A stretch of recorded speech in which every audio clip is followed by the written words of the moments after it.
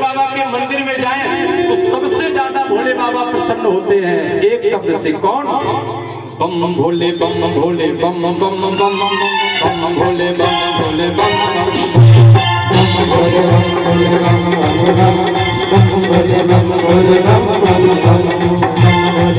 भोले यही वो मंत्र है, यही वो मंत्र है, यही वो मंत्र है, यही वो मंत्र है। जब भोले बम भोले बम भोले बम भोले बम भोले बम भोले बम भोले बम भोले बम।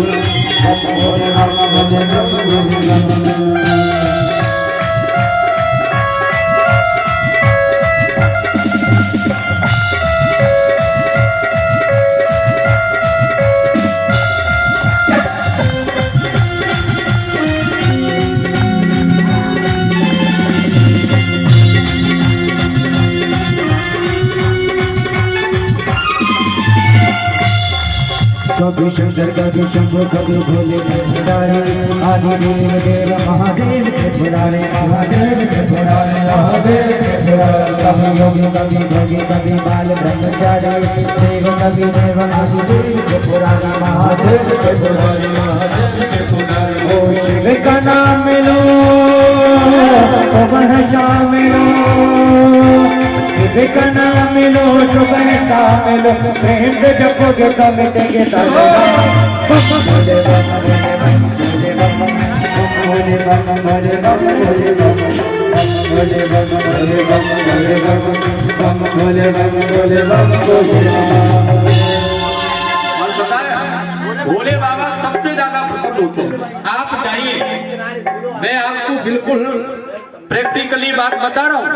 आप भोले बाबा के मंदिर में जाएं, 3 बार ताली बजाएं, बम बम बम बम।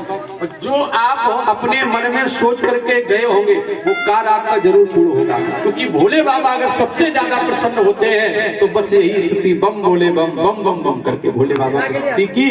आज चले जाते हैं दक्ष और प्रसूति जंगल में भजन करने के लिए, लेकिन भोले बाबा ने देखा कि सती ने त्याग कर दिया है, तो उसी दिन से भोले बाबा को वैराग्य हो गया। लेकिन मैया ने जब प्राणों को त्यागा तो मैया ने जानते हो क्या किया? सती मरत हर सन वर मांगा, और जन्म जन्म शिव पद अनुरागा।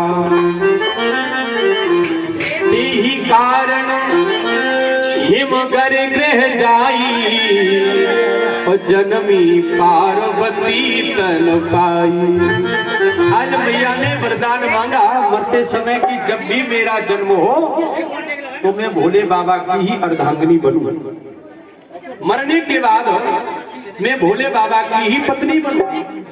तो आज मैया हिमाचल राज के यहाँ जन्म हुआ माँ का, यही कारण है मोगर गृह जाई, जनमी पार्वती तन पाई।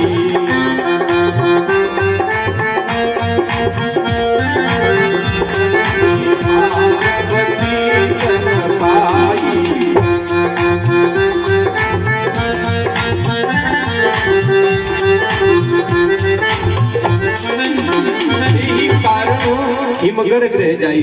आज वहां भी आज पार्वती बनी, लेकिन मैया जब बड़ी हो गई तो एक दिन बाबा नारद पधारे। बाबा नारद को मैया मैना ने अपनी बिटिया पार्वती का हाथ दिखाया। बोले बाबा बताओ ये कैसे इसके लक्षण है? तो नारद बाबा ने कहा कि सब लक्षण संपन्न कुमारी, और हुई है संतत पिया ही प्यारी। तुम्हारी बिटिया सब लक्षणों में संपन्न होगी, अपने पिया को बड़ी प्यारी होगी। पिया का मतलब अपने पति को। अच्छा, जैसे कहा कि पति को बड़ी प्यारी होगी, तो मैया मैना ने कहा बाबा जरा ये बताओ मेरी बिटिया को दूल्हा कैसा मिलेगा? दूल्हा कैसा मिलेगा? अच्छा, भोले बाबा को बताने लगे। बोले आपकी बिटिया को दूल्हा कितना अच्छा मिलेगा? अगुने अमान माँ तो पितहीना, ओ उदासीन सब संशय छीना। नारद बाबा से मैना मैया ने पूछा, ये बताओ मेरी बिटिया का जिस घर में विवाह होगा वो परिवार कितना बड़ा होगा? तो नारद बाबा कहने लगे, सुनो अगुन अमान माँ तो पितहीना। बोले ना तो माता होंगे, ना पिताजी होंगे, ना भाई होंगे, ना बंधु होंगे, ना कोई भी नहीं होगा, कोई भी नहीं होगा। भैया मैंने ने कहा ये तो फिर अच्छा ही है। अरे मेरी बिटिया का ऐसे घर में चकाचक विवाह हो जिस घर में ना तो सास हो, ना ननद हो, ना जेठ हो, ना जेठानी हो, ना देवरानी हो, ना ननद हो, कोई लड़ने वाला ना हो, केवल 4 रोटी बनाए पति को खिलाए खुद खाए। हम तो यही चाह रहे थे। चलो चलो और बताओ, एक चीज बताओ, वो दूल्हा जो मिलेगा वो कैसा मिलेगा? दूल्हा जो मिलेगा वो देखने में हैंडसम होगा कि नहीं होगा? हैंडसम होगा। बाबा नारद ने कहा, देखो हैंडसम तो इतना होगा, इतना हैंडसम होगा कि अगर उसको दिन में देख लो तो 4-6 दिन बुखार आएगा। अच्छा भोले बाबा कैसे, सच बताओ कैसे है भोले बाबा? नहीं, काले नहीं है, न सावरे। कर्पूर गौरम करुणावतारम संसार सारम भुजगेंद्रहारम। कपूर देखा है? कपूर जैसे भोले बाबा गोरे, जितना सफेद कपूर होता है ना उतने सफेद है भोले बाबा। लेकिन भोले बाबा ने कभी अपना ये स्वरूप दिखाया नहीं। अच्छा, अपने भोले बाबा अपने शरीर पर क्या लपेट कर रखते हैं? क्या? भस्मी। अच्छा, ये भस्मी लगाई किसने ये भी हम आपको बता दें। अच्छा, भोले बाबा इतने सुंदर हैं तो भोले बाबा के बेटे का नाम है गणेश। लेकिन भोले बाबा रहते कैसे? ऐसे भूत प्रेतों के साथ ये सब लगा कर, और जब ये सब लगा करके रखते हैं तो गणेश को, जो देवताओं के बालक थे, जो देवता लोग थे, वो गणेश को चिढ़ाए, बोले तुम्हारे पिताजी तो ऐसे ही रहते, ऐसे ही रहते। गणेश ने कहा ये तो बड़ा गड़बड़ है, ये तो हमें चिढ़ाते हैं कि तुम्हारे पिताजी तो भूतों के साथ रहते हैं, मसान में रहते हैं और राख लपेट के रखते हैं। गणेश जी रोने लगे। गणेश जी ने कहा पिताजी अपना असली स्वरूप दिखाओ। तो भोले बाबा ने गणेश जी को असली स्वरूप देवताओं को दिखाया। तो जैसे असली स्वरूप में आए तो बिल्कुल कर्पूर गौरम करुणावतारम संसार सारम भुजगेंद्रहारम। और जैसे सुंदर भोले बाबा बन गए, इतने सुंदर भोले बाबा है कि भोले बाबा का शरीर चमक रहा है। वो गणेश ने देखा इतने सुंदर, लेकिन गणेश जी सबसे अधिक प्रेम अपनी मैया से करते हैं। अच्छा, मैया भी कम सुंदर नहीं है, माता जी तो इतनी सुंदर है, क्या बात है। लेकिन माता जी से भी सुंदर भोले बाबा है, माता जी से भी सुंदर भोले बाबा है। गणेश जी ने कहा कि हमें अपनी मैया से सुंदर तो कोई लगता ही नहीं है। गणेश जी ने राख ली और भोले बाबा के पूरे शरीर में लगा दी। बोले तुम ऐसे ही अच्छे लगते थे, तुम तो महाराज ऐसे ही अच्छे लगते थे। भस्म भी लगा। अब भोले बाबा विराजमान है। बताया कि अगर नारद ने बताया कि अगर इस बेटी का विवाह शंकर के साथ हो जाए, जो दोष है वो गुण में परिवर्तित हो जाएंगे। आज सारे देवता भी खड़े हैं कि भोले बाबा का विवाह होना चाहिए। किसके साथ? किसके साथ होना चाहिए?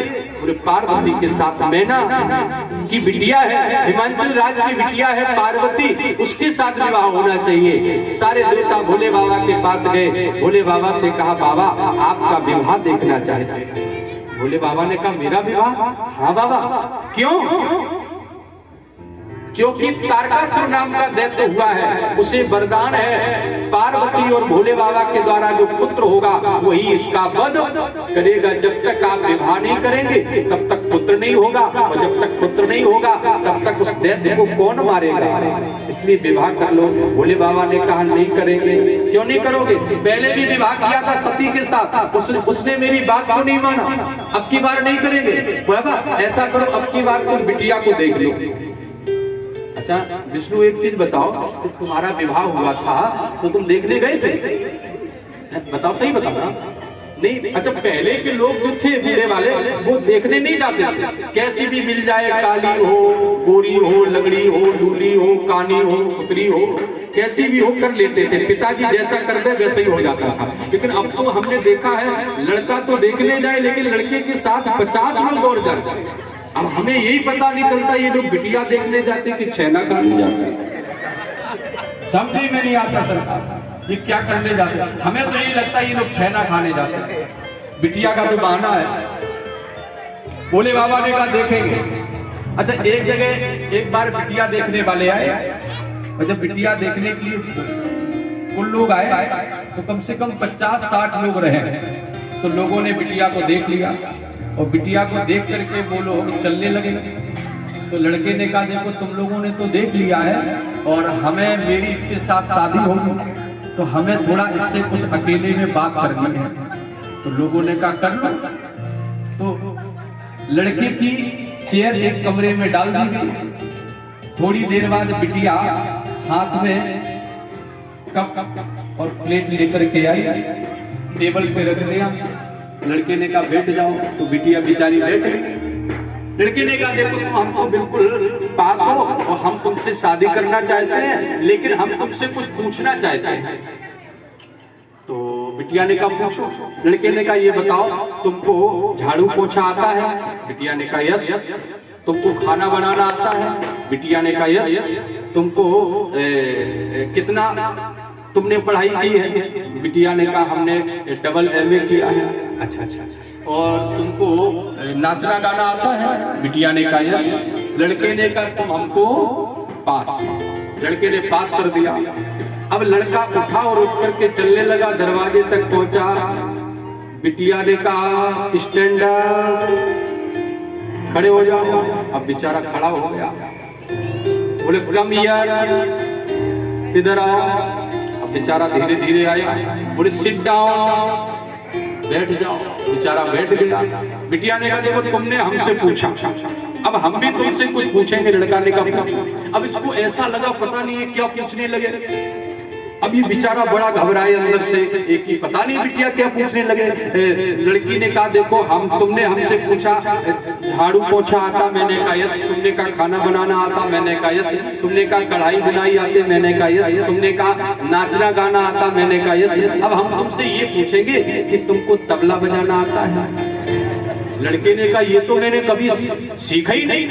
बिटिया ने कहा ये बताओ जब तुमने ये सीखा नहीं, हम गाना गाएंगे तबला का तुम्हारे पिताजी बजाएंगे?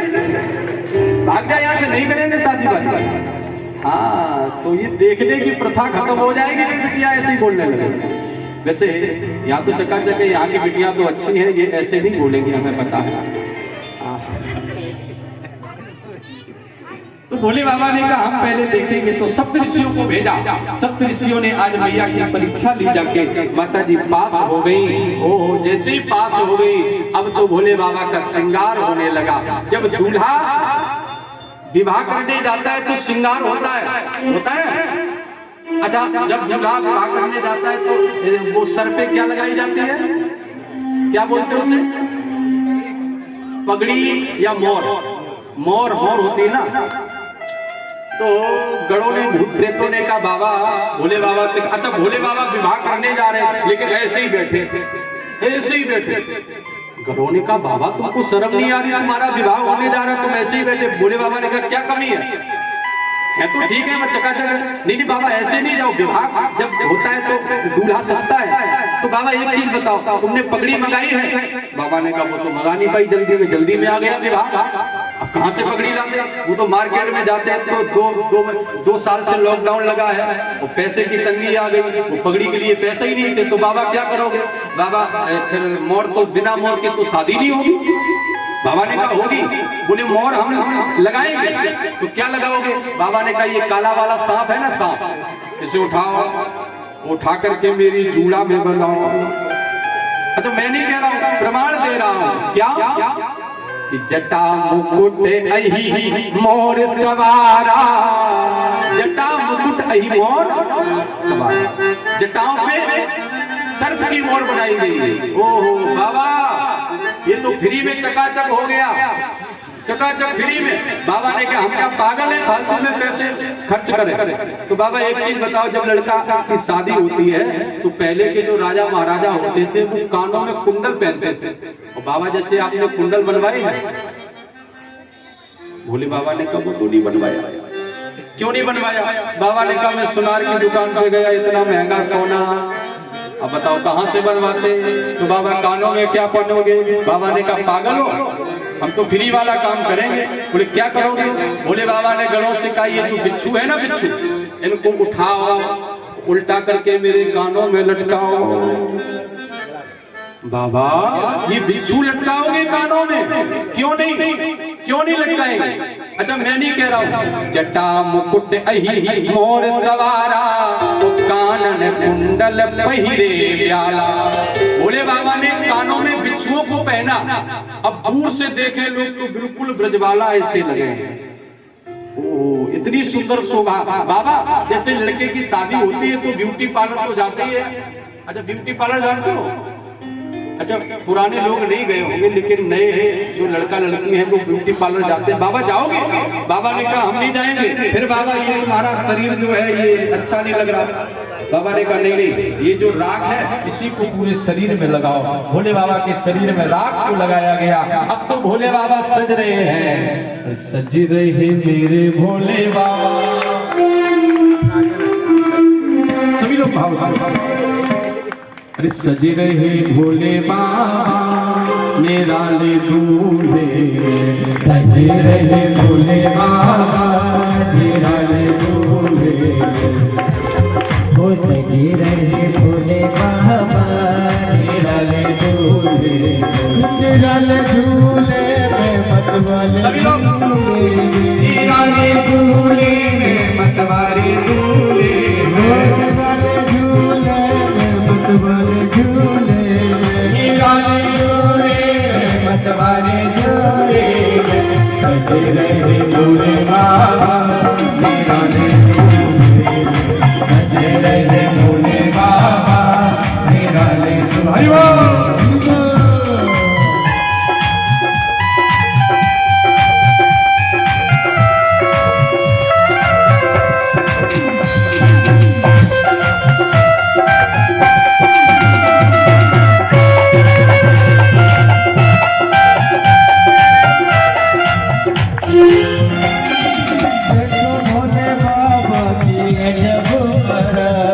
देखो भोले बाबा की अजब बड़ा, सच में अजब बड़ा, देखो भोले बाबा की अजब बड़ा, चले हैं अकेले करके भूतों की माला, चले हैं अकेले करके भूतों की माला, लेके नारे बहारा